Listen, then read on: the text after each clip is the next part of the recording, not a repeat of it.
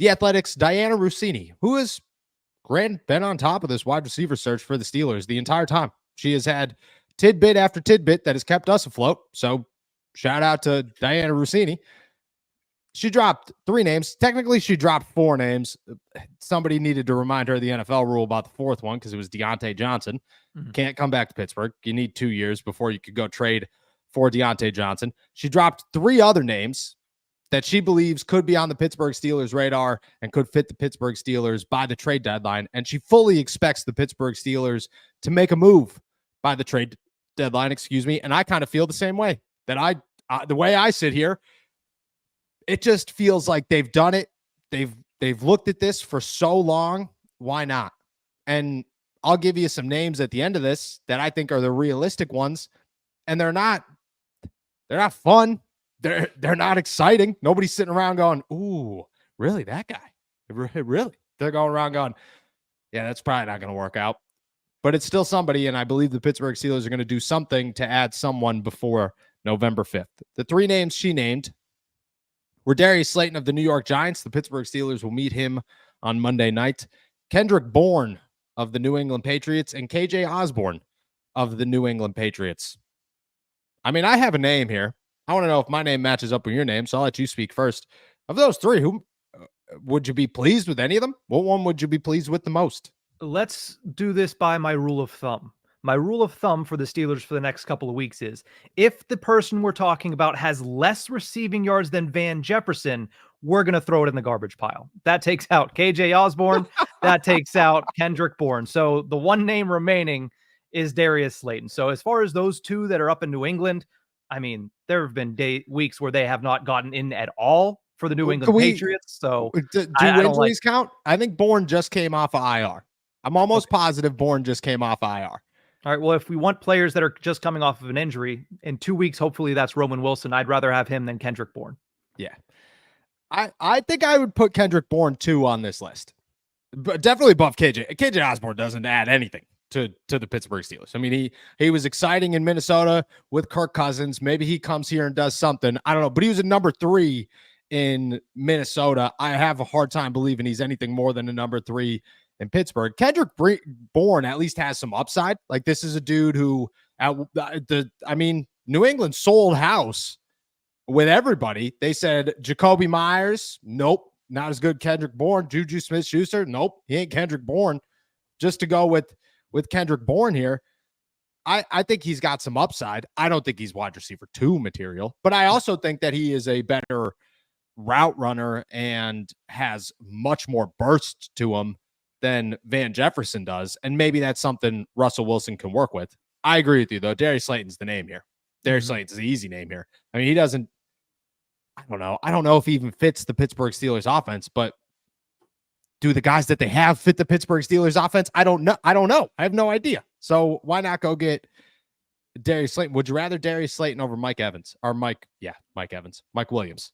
I think I'd still rather that. Again, I keep going back to the thing with Mike Williams that he's too similar to George Pickens. And I understand that there's some people that can say, well, then you can stretch the field on both sides. And sure, maybe, but we've seen what they want to do with Russell Wilson. He's not just stepping back in a straight drop back. A lot of the times the Steelers are moving that pocket, and that's in large part due to the fact that their offensive line has been banged up. They haven't really gotten an opportunity to build that chemistry. So with them moving the pocket a lot, I don't really see the need to have 2 vertical threats on either side or one on either side of the football. I think I'd rather get somebody like a Darius Slayton, who, again, similar to when we were talking about Cooper Kupp, can kind of work that intermediate area of the field. And when I look at Slayton's numbers, and again, just counting stat numbers, he is clearly, if you're going to go outside of a Cooper Kupp, outside of a DK Metcalf, who seem to be off the market, but obviously people still want to talk about them, the person that's actually available that's probably the best option is Slayton. I mean, he's had a 100-yard receiving game this year. He's also tacked on 2 other 50-plus yard receiving games. This is the guy that can actually raise the floor of your wide receiver core a little bit more than a guy like Bourne, who, again, is a coin toss and might just not give you anything new than what you already have in a Van Jefferson, in a Calvin Austin, or even in a Scotty Miller.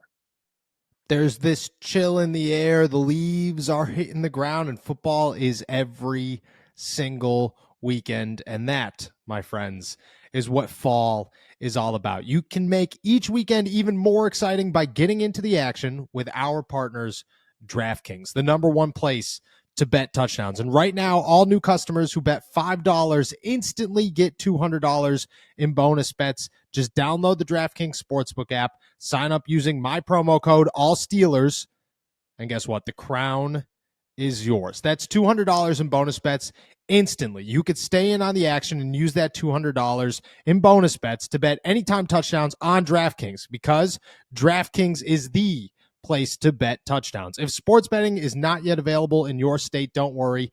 You could still join in on all the fun with DraftKings Daily Fantasy and have the shot to win cash prizes. Download the DraftKings Sportsbook app now. New customers who use my promo code ALLSTEELERS and bet just $5 on any wager get $200 in bonus bets instantly. That's promo code ALLSTEELERS only at DraftKings Sportsbook.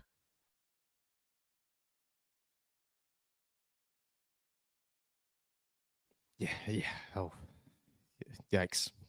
Hopefully Kendrick Bourne didn't hear that. He wouldn't be, we're not trying to put people down. No, just joking. No, I mean, literally nothing. It's what I've seen. It's what you've watched this year. And what do you bring to the table? To me, not much more than what Scotty Miller has brought to the table in Pittsburgh, which was 2 catches in one game, 2 big catches for the Steelers in that game against the Chargers. But alas, 2 catches in 7 weeks. Yes.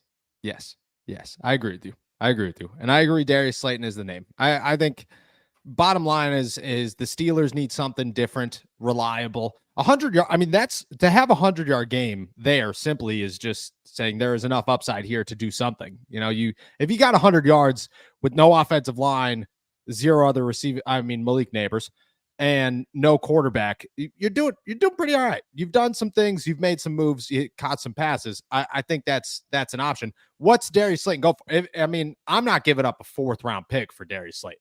I'm going DeAndre Hopkins trade here with the 5th that becomes a 4th with the condition.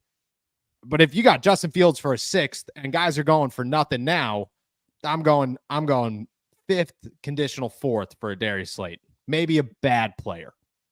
Yeah, 100%. I mean, you're not overpaying for a Darius Slayton. There's a very big gap between the names that we have talked about, which you mentioned at the top of the show, where Ayuk at one point was, Cooper Kupp at one point was, Devontae Adams. There's a major gap between guys that you're bringing in to be a 1B, but really are #1 receivers in their own right, versus a Darius Slayton, who is at best, true #2. And you do have to give him credit where credit is due. That 100-yard catch game was in a game where Malik Neighbors was not playing. So he stepped up when he needed to step up. That's what the Pittsburgh Steelers need. Yeah, they might be able to get it in a guy like Calvin Austin. We just haven't seen that on a consistent basis, which is why I think for a team that is outwardly saying that they want to win a Super Bowl, you need to be able to take more sure bets. And I think Slayton gives you that.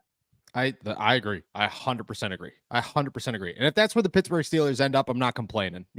They shot for the stars. They missed.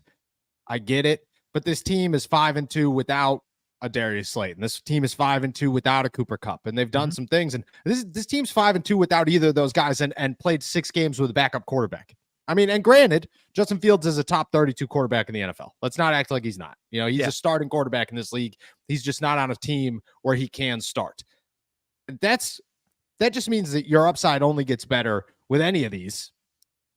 Granted, maybe not KJ Osborne, but with any of these, and you got to feel like you can make a move to get there. I expect a move to go down. I do. I fully expect it to go down. I don't expect it to go down tomorrow. I think we'll drag this conversation out right till November 5th, and then as everybody is freaking out about one thing or another in this country, we will simply be talking about how Mike Williams, I keep calling him Mike Evans, Mike Williams made his way to the Pittsburgh Steelers for a 7th round pick, and Omar Khan's a genius. That's what we will be doing to keep everybody sane and everybody happy.